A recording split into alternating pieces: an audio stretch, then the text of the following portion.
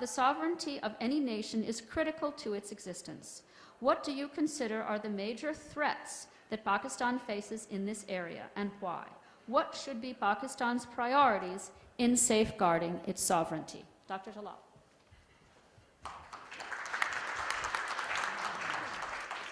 Thank you very much, Dr. Athar Javed, and then also Pamela Constable for this wonderful opportunity to share some thoughts with you.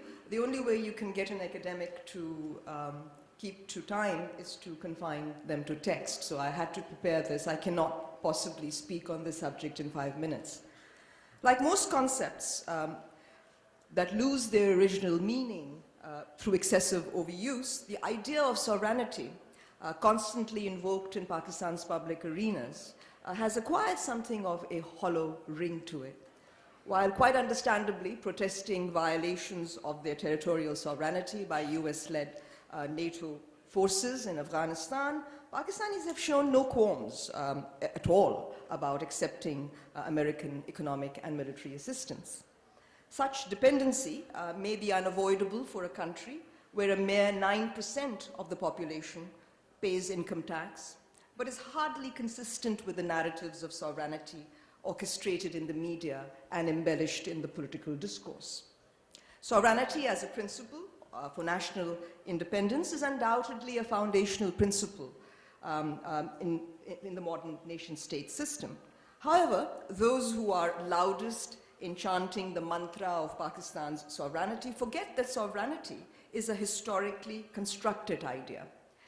It's not something sacred. It has been constructed historically, and one that is constantly subject to change based on shifting notions of popular sovereignty at the social base.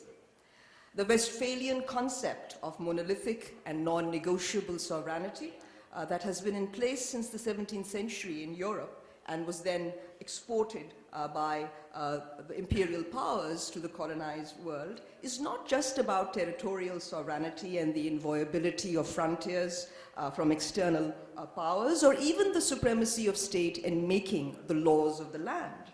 In keeping with its claims to extend equal rights of citizenship, the modern nation-state has responsibility for the moral imperative of ruling in the best interests of its citizens.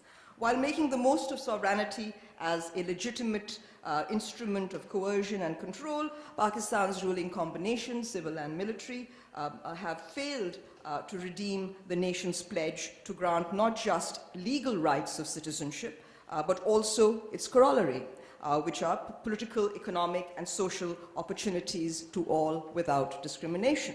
By insisting on a homogeneous nation based on a monolithic, non-negotiable territorial sovereignty borrowed from the West in the main, successive central governments, past and present, have frittered away the possibility of accommodating the constituent units of the federation on anything close to equitable terms. Movements of regional dissidents are invariably treated as secessionists rather than as attempts to negotiate more favorable political arrangements that can give them a larger share of the Federation's power and resources. Pakistan belongs to a region, paradoxically, with a long history of working out creative political arrangements based on layers and shares of sovereignty. It is ironic that a country which owes its own creation to a thwarted attempt at working out power-sharing arrangements in an independent India following the British withdrawal should view state sovereignty in absolute and non-negotiable terms. Any idea of sovereignty that gives short shrift to the will of the people is a sheer travesty.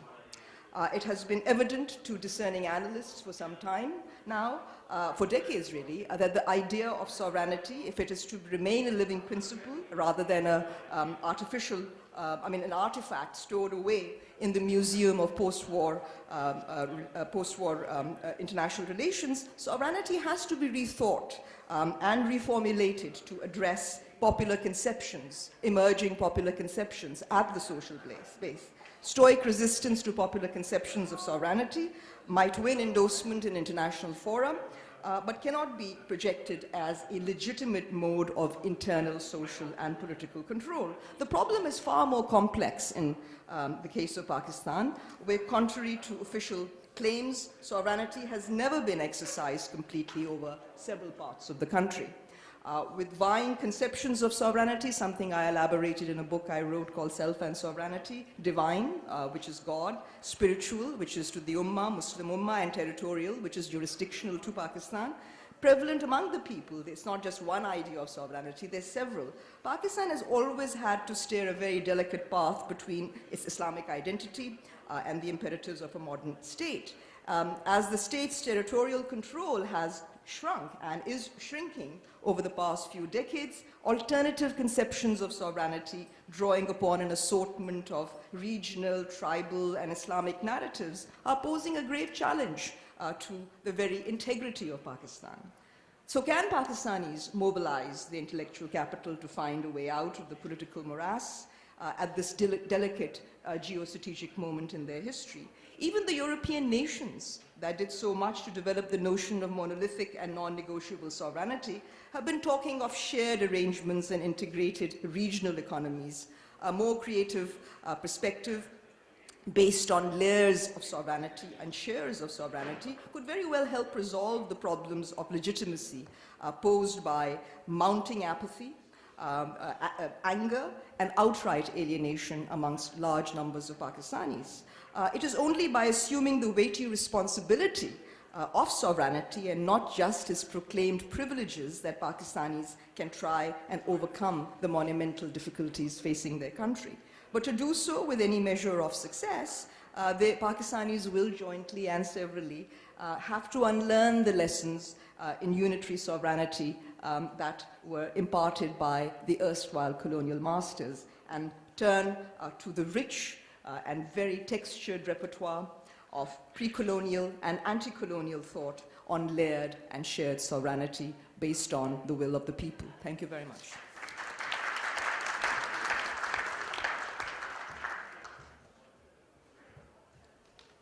Thank you for your pithiness. The second panelist will be Ambassador Taqir Hussain. The question for him is, institutional weaknesses continue to prevail in Pakistan after 6.5 decades of its existence. What, in your opinion, are Pakistan's priorities in this area? Ambassador Hussain. Thank you so much, and thank you so much for the organizers, and I feel very diffident sitting among very distinguished academics and authors, and I hope my modesty doesn't get in the way of my explaining my point of view, which is going to be very candid. My take on the constitution, on the institutions is going to be very different. The popular view here in the West is that Pakistan's institutions are weak. If they are strengthened, everything will be fine. This is what we call capacity building. I'm afraid this is too mechanistic a view that looks at the institutions in isolation from the society. Of course, Pakistan's institutions are weak, and some capacity building will help, but that's not the real issue here. Institutions are not extraneous to the society, they are the society. You cannot strengthen them without fixing a whole lot of other things. But to fix the society by fixing the institutions is like trying to lift yourself from your bootstraps. That will not work. Political institutions are, of course, the most important. They provide the leadership and define the system or the organizing idea of the country. Unfortunately, that is where Pakistan's problem lies. The country is free from colonial rule and is legally sovereign, but within the country, the freedom, sovereignty, and distribution of power has remained imbalanced. The power is concentrated in the hands of a few, and the political institutions are geared to maintain this monopoly, and that has become Pakistan's organizing idea.